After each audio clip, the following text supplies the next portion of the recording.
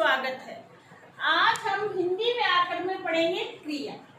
मैंने आपको हिंदी व्याकरण में 3 पद बता दिए, संज्ञा, सर्वनाम और विशेषण। आज हम चौथा पद पढ़ेंगे। चौथा पद है क्रिया। क्रिया किसे कहते हैं, इसकी परिभाषा देखिए। जिस शब्द या शब्द समूह से किसी कार्य के होने या करने का बोध होता है उसे हम क्रिया कहते हैं।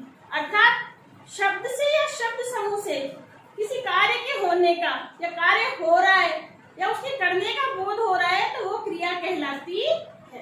उदाहरण से हम इसको समझेंगे। मीरा नाच रही है, ठीक है, तो इसमें नाच रही है क्रिया हो रही है, ठीक है, नाच रही है क्रिया है। रोहन दूध पी रहा है तो पी रहा क्रिया है। क्रिया का निर्माण कैसे होता है, क्रिया कैसे बनती है, तो क्रिया धातु से बनती है।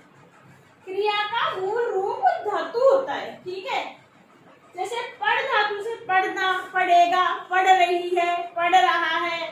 लिख से लिखना, लिखता है, लिखती है आदि। जा धातु से जाता है, जाती है, जाएगा। खा धातु से खाएगा, खाती है, खाऊंगा आदि क्रियाओं का निर्माण होता है। क्रिया के प्रकार। कर्म की दृष्टि से क्रिया 2 प्रकार की होती है, सकर्मक क्रिया और अकर्मक क्रिया, ठीक है। इन्हें हम अब विस्तार से जानेंगे कि सकर्मक क्रिया किसे कहते हैं और अकर्मक क्रिया किसे कहते हैं। नंबर 1 पर हम पढ़ेंगे सकर्मक क्रिया, ठीक है। इसकी परिभाषा देखिए।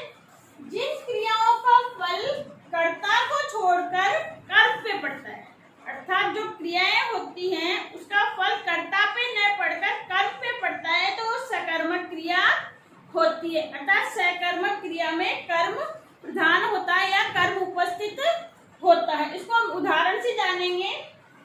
करण ने आम खाया, ठीक है, तो अब इसमें क्रिया क्या हो गई, खाया।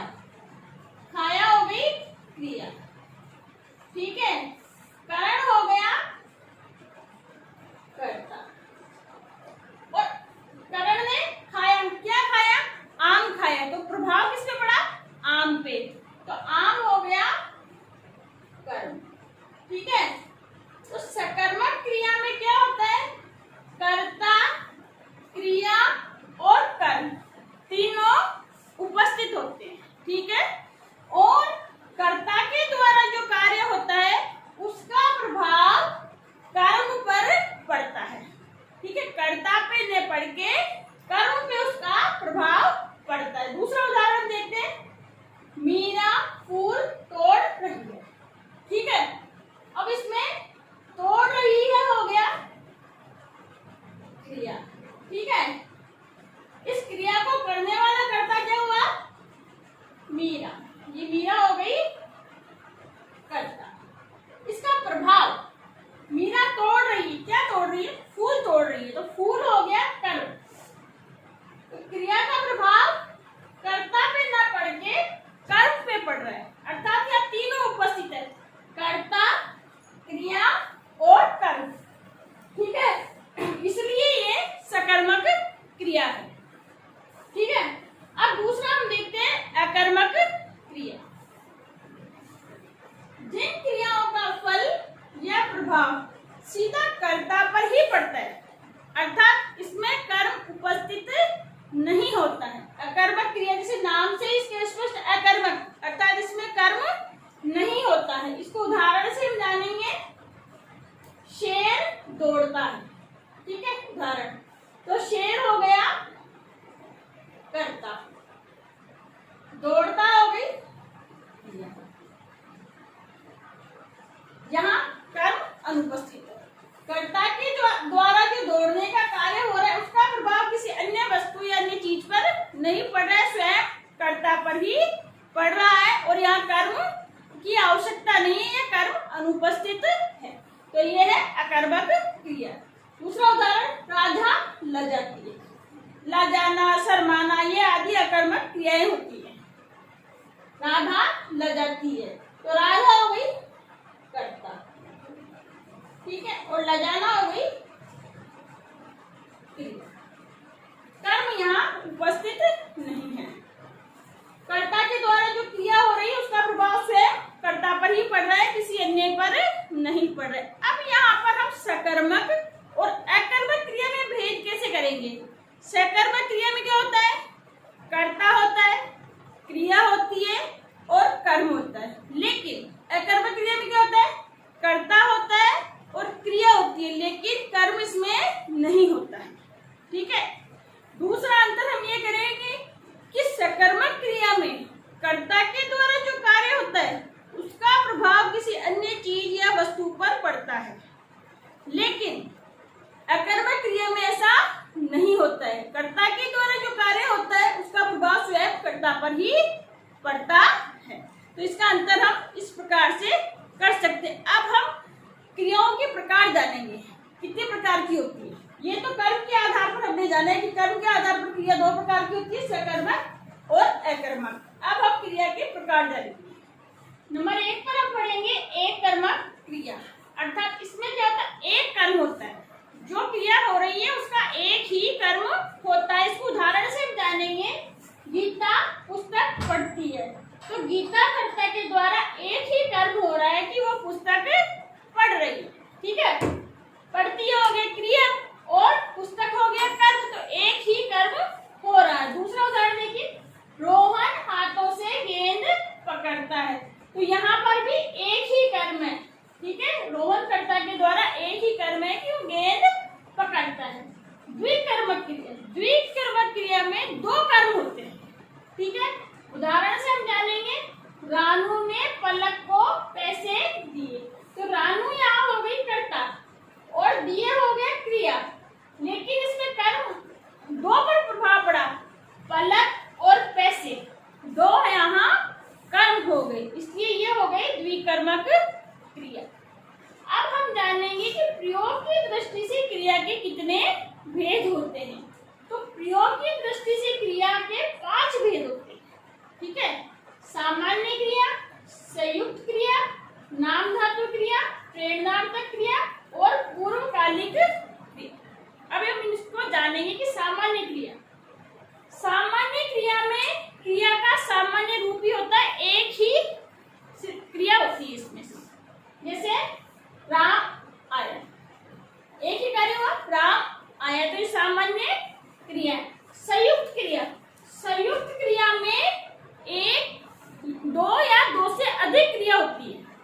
संयुक्त क्रिया में दो या दो से अधिक क्रिया होती है, उसे संयुक्त क्रिया कहते हैं। जैसे गौरव रामायण पढ़ने लगा, तो इसमें दो क्रिया, पढ़ने और लगा, ये दोनों क्रिया है, ये भी क्रिया है और ये भी क्रिया है, तो यहाँ दो क्रिया आई है, इसलिए ये हो गया संयुक्त क्रिया।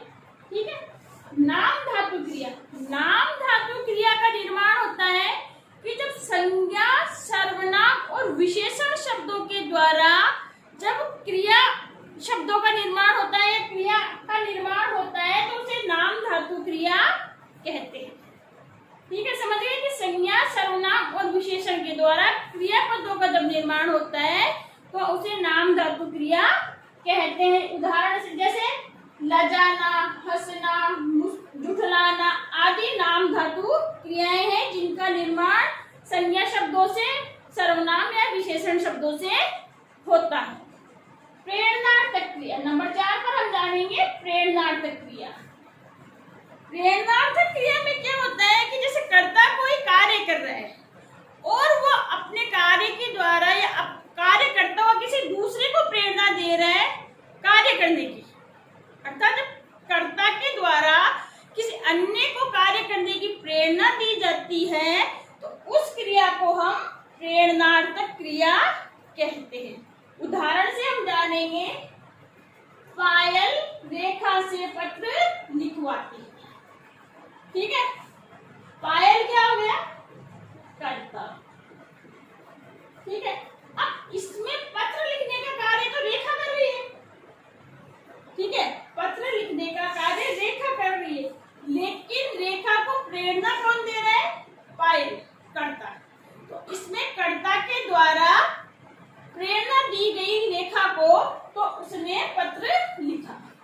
ठीक है, तो ये हो गई प्रेरणार्थक क्रिया की। जब कर्ता के द्वारा किसी अन्य को कार्य करने की प्रेरणा दी जाती है तो वो प्रेरणार्थक क्रिया कहलाती है।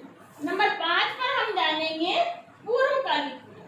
पूर्वकालिक क्रिया में क्या होता है कि जैसे कोई कार्य हो रहा है, अभी अभी हो रहा है, लेकिन उस कार्य से पहले भी कोई एक क्रिया हुई है, अभी कोई क्रिया हुई है, हो रही है, और उससे पहले भी एक क्रिया हुई है, तो जो पहले जो क्रिया हुई है उसे हम पूर्वकालिक क्रिया कहेंगे। इसको हम उदाहरण से जानेंगे। मुन्ना अभी सोकर उठा। तो अभी कौन सी क्रिया हुई? उठा। प्रेजेंट में कौन सी क्रिया है कि मुन्ना सोकर उठा है, तो ये हो गई उठा है। लेकिन इससे पहले क्या क्रिया हुई? इससे पहले क्रिया हुई सोकर। ठीक है, उठाने क्रिया से पहले हुई सोकर, तो सोकर हो गई पूर्वकालिक क्रिया। ठीक है, आगे समझ में कि जब कोई क्रिया हो रही है वर्तमान, लेकिन उससे पहले अगर कोई क्रिया हुई है तो उसे हम पूर्वकालिक क्रिया कहेंगे।